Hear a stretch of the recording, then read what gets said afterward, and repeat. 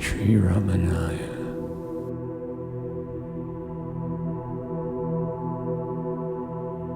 If one can only realize at heart what one's true nature is, one then will find that it is infinite wisdom, truth, and bliss, without beginning and without an end. This is liberation or enlightenment or self-realization. The individual being which identifies its existence with that of the life in the physical body as I is called the ego. The self, which is pure consciousness, has no ego sense about it. Neither can the physical body, which is inert in itself, have this ego sense. Between the two, that is, between the self or pure consciousness and the inert physical body, there arises mysteriously the ego sense or I notion, the hybrid which is neither of them, and this flourishes as an individual being. This ego or individual being is at the root of all that is futile and undesirable in life. Therefore, it is to be destroyed by any means possible. Then that which ever is alone remains resplendent. This is liberation or enlightenment or self-realization.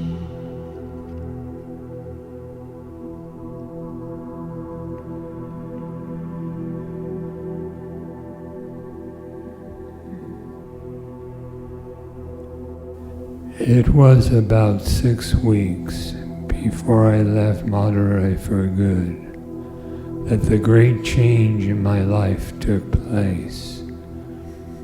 It was quite sudden. I was sitting alone in a room on the first floor of my uncle's house. I seldom had any sickness, and on that day there was nothing wrong with my health. But a sudden, violent fear of death overtook me. There was nothing in my state of health to account for it, and I did not try to account for it or to find out whether there was any reason for the fear. I just felt I am going to die and began thinking what to do about it. It did not occur to me to consult a doctor or my elders or friends. I felt that I had to solve the problem myself there and then. The shock of the fear of death drove my mind inward, and I said to myself mentally, without actually framing the words, now death has come. What does it mean? What is it that is dying? The body dies. And I at once dramatized the occurrence of death. I lay with my limbs stretched out stiff, as though rigor mortis had set in, and imitated a corpse so as to give greater reality to the inquiry. I held my breath and kept my lips tightly closed, so that no sound could escape, so that neither the word I nor any other word could be uttered. Well then, I said to myself, this body is dead. It will be carried stiff to the burning ground, and there burnt and reduced to ashes. But with the death of this body, am I dead? Is the body I? It is silent and inert, but I feel the full force of my personality, and even the voice of the I within me, apart from it. So I am spirit transcending the body. The body dies, but the spirit that transcends it cannot be touched by death. That means I am the deathless spirit. All this was not dull thought. It flashed through me vividly as living truth, which I perceived directly, almost without thought process. I was something very real, the only real thing about my present state, and all the conscious activity connected with my body was centered on that I. From that moment onward, the I or self focused attention on itself by a powerful fascination. Fear of death had vanished once and for all. Absorption in the self continued unbroken from that time on.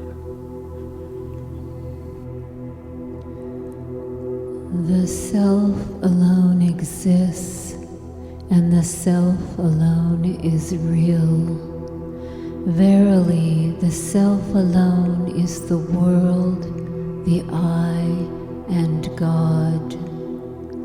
All that exists is but the manifestation of the Supreme Being.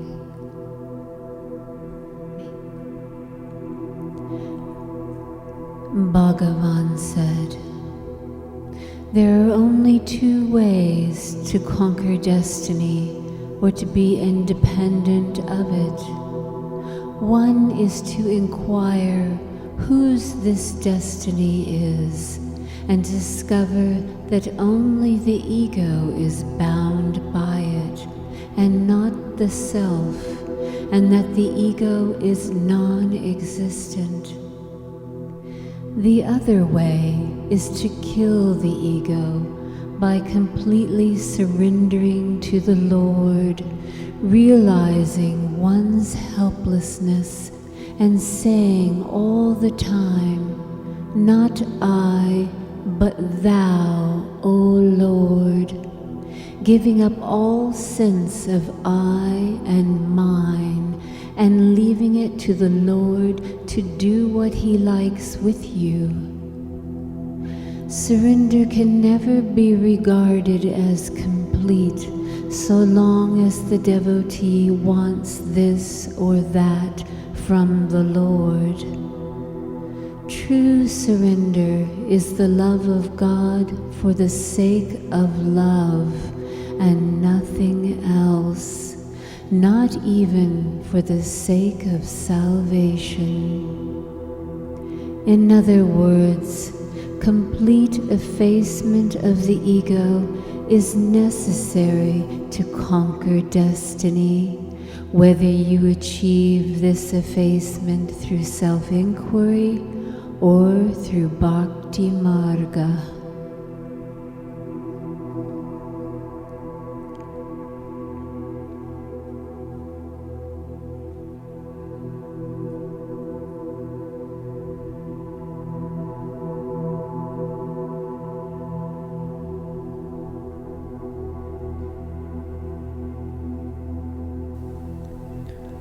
Our real nature is liberation, but we imagine that we are bound and make strenuous efforts to get free, although all the while we are free.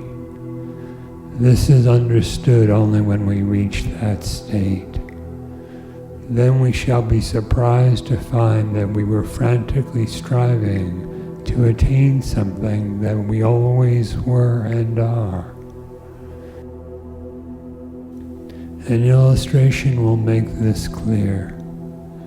A man goes to sleep in this hall. He dreams he has gone on a world tour and is traveling over hill and dale, forest and plain, desert and sea, across various continents, and after many years of weary and strenuous travel, returns to this country, reaches Sri Ramana Maharshi, enters the ashramam, and walks into the hall. Just at that moment he wakes up and finds that he has not moved at all, but has been sleeping where he lay down. He has not returned after great efforts to this hall, but was here all the time. It is exactly like that. If it is asked, why, being free, we imagine ourselves bound, I answer, why, being in the hall, did you imagine you were on a world tour, crossing hill and dale, desert and sea? It is all in the mind, or Maya.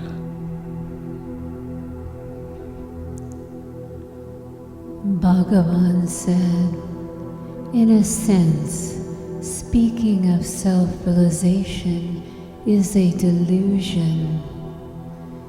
It is only because people have been under the delusion that the non-self is the self and the unreal, the real, that they have to be weaned out of it by the other delusion called self-realization. Because actually the self always is the self, and there is no such thing as realizing it. Who is to realize what and how when all that exists is the self and nothing but the self? The self is only being, not being this or that. It is simple being. Be, and there is the end of ignorance. To inquire who am I that am in bondage, and thus know one's real nature, is the only liberation. To keep the mind constantly turned inward and to abide thus in the self is the only self-inquiry. Just as it is futile to examine the rubbish that has to be swept up only to be thrown away, so it is futile for him who seeks to know the self to set to work enumerating the tattvas that envelop the self and examining them instead of casting them away. He should consider the phenomenal world with reference to himself as merely a dream. The self is pure consciousness, yet a man identifies himself with the body, which is insentient and does not say itself, I am the body. Someone else says so. The unlimited self does not. Who does? A spurious I arises between pure consciousness and the insentient body, and imagines itself to be limited to the body. Seek this, and it will vanish like a phantom. The phantom is the ego, or mind or individuality. All the Shastras are based on the rise of this phantom, whose elimination is their purpose. The present state is mere illusion. Its dissolution is the goal and nothing else.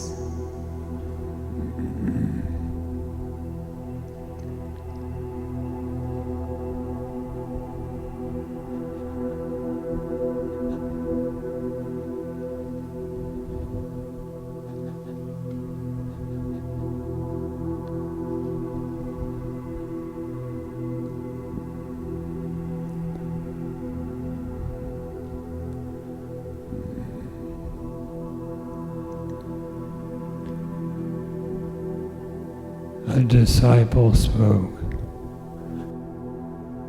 Can I get knowledge of the self? That is, can I experience direct realization of the self? Bhagavan replies, why? Who is there without a knowledge of the self? Everyone has experience of the self. The disciple said, but I do not realize it. Bhagavan replies, the fact is that all the while you know the self. How can the self not know the self? Only you, the self, have got into the habit of thinking that you are this, you are that, and you are the other. It is the wrong notion that produces or constitutes viparita bhavana, wrong notion, wrong knowledge of the self at present, and that is why you say you do not know the self. What is to be done is to get rid of that wrong notion of the self. Then that clears up the self-knowledge or self-realization. The disciple asked, how can I get rid of that viparita bhavana? Can an ordinary man get rid of it? If so, how? Bhagavan replies, that is possible and it is being done. There are many ways, bhakti, jnana, karma, yoga, etc., are being adopted, all for the removal of this viparita bhavana. But the main way is simple. The disciple said, but I am ignorant of the method and of the self. Bhagavan replied,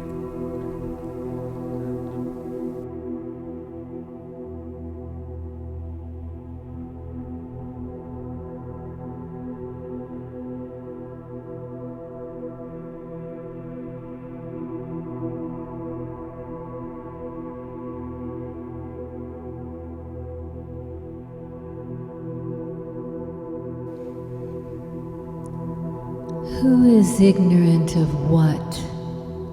Ask the question and pursue the inquiry as to who it is that is said to be ignorant. Once you put the question, trying to probe into the eye disappears.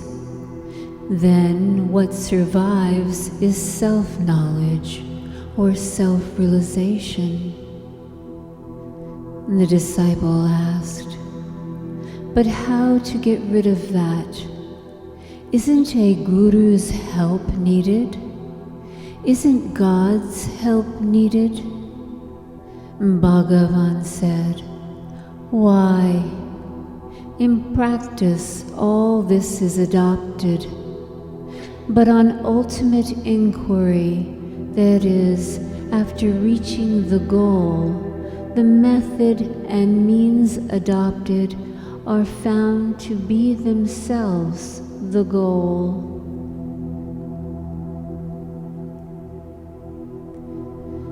The Guru turns out ultimately to be God, and God turns out to be your own real self.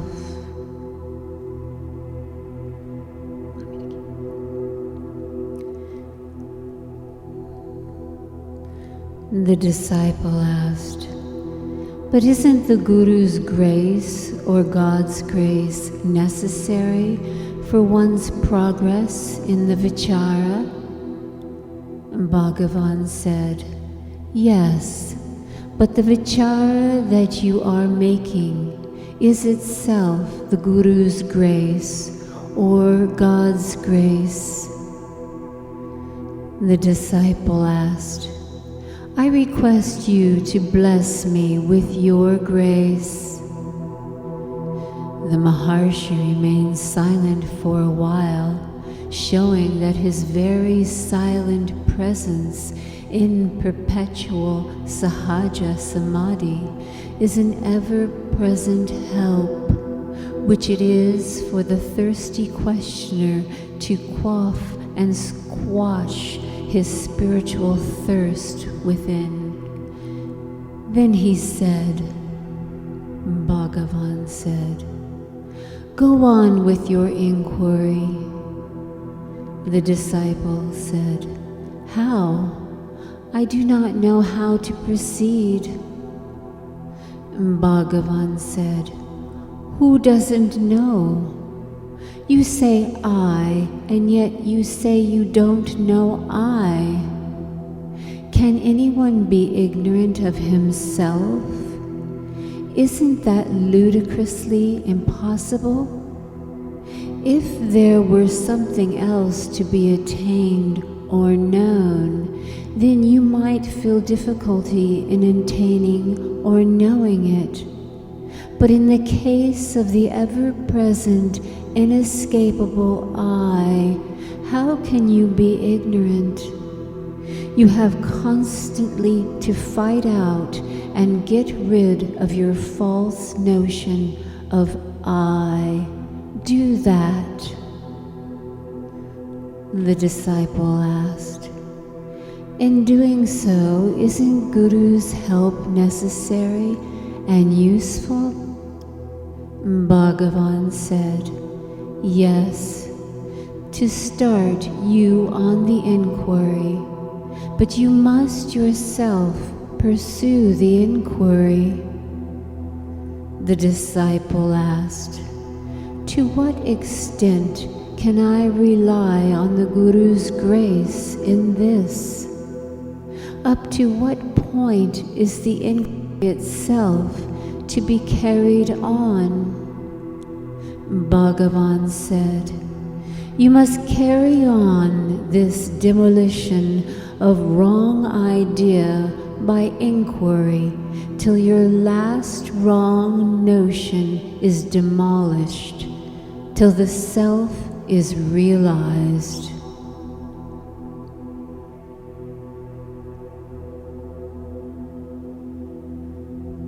The disciple asked, "Can I go on thinking I am God?